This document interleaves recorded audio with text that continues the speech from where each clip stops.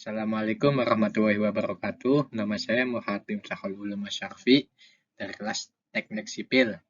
Saya akan menjelaskan teknologi bahan konstruksi. Teknologi bahan konstruksi. Teknologi bahan konstruksi mempelajari materi dan praktek mengenai bahan bangunan untuk menghasilkan bangunan yang kuat, kokoh, serta tahan lama seperti mempelajari agregat halus, agregat kasar, semen, air, besi, baja, kayu, dan zat-zat lain yang dapat menunjang proses pembangunan. Macam-macam bahan konstruksi. 1. Beton, 2. baja, 3. aluminium, dan 4. keramik.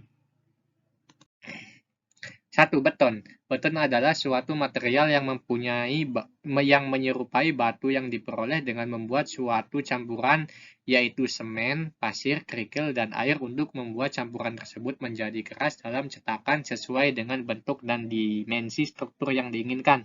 Sifat dan karakter mekanik beton secara umum yaitu 1. Beton sangat baik menahan gaya tekan high compressive strain, tetapi tidak begitu pada gaya tarik, low tensile strain. Bahkan kekuatan gaya tarik beton hanya sekitar 10% dari kekuatan gaya tekanannya. 2. Beton tidak mampu menahan gaya tegangan, tension, yang tinggi karena elastisitasnya yang rendah. 3. Konduksivitas thermal beton relatif rendah. Keunggulan-keunggulan beton antara lain kemudahan pengolahannya, material yang mudah didapat, kekuatan tekanan tinggi.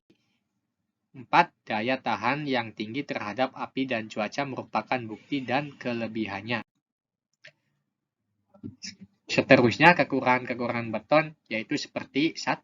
Bentuk yang telah dibuat sulit diubah. 2. Pelaksanaan pekerjaan membutuhkan ketelitian yang tinggi. 3. Berat, bobotnya besar. 4. Daya pantul suara yang besar. Yang kedua dari bahan konstruksi yaitu baja.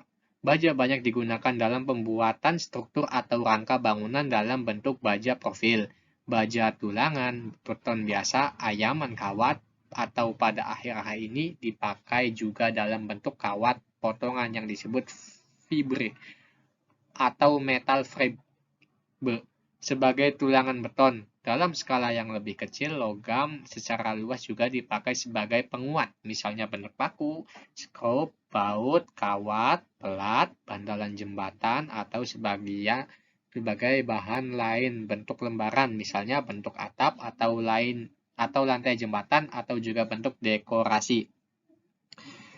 Kelebihan-kelebihan baja antara lain 1. Kuat tarik tinggi. 2. Tidak dimakan rayap. 3. Hampir tidak memiliki perbedaan nilai muai dan susut. 4. Bisa didaur ulang. 5. Dibanding stainless steel lebih murah. 6. Dibanding beton lebih lentur dan ringan. 7. Dibanding aluminium lebih kuat. Tadi kelebihan baja, sekarang kekurangan baja adalah 1. Bisa berkarat. 2. Lemah terhadap gaya tekan. Dan yang terakhir, tidak fleksibel seperti kayu yang dapat dipotong dan dibentuk berbagai profil. Lanjut. Yang ketiga dari bahan bangunan yaitu aluminium. Aluminium adalah logam berwarna putih keperakan yang lunak. Aluminium dipotong setelah dicetak dari tanur tanpa perlakuan fisik maupun termal.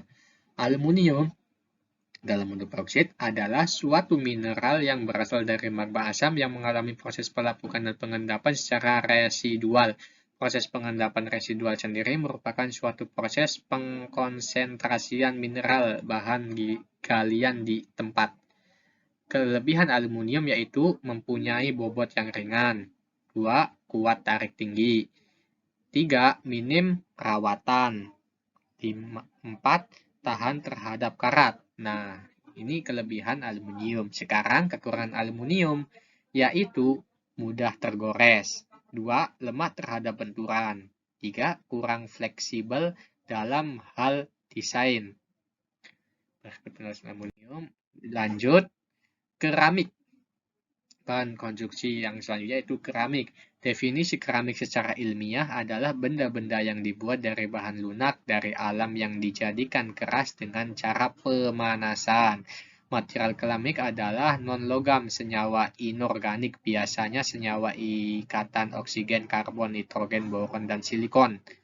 Keramik pada industri tidak bisa dibayangkan sebagai benda-benda seni. Beberapa contoh keramik industri adalah pipa, selokan, insulator listrik, bata, tahan panas, dan lainnya. Sekian dulu penjelasan dari saya mengenai teknologi bahan konduksi. Kurang lebihnya mohon maaf, saya undur diri. Terima kasih. Wassalamualaikum warahmatullahi wabarakatuh.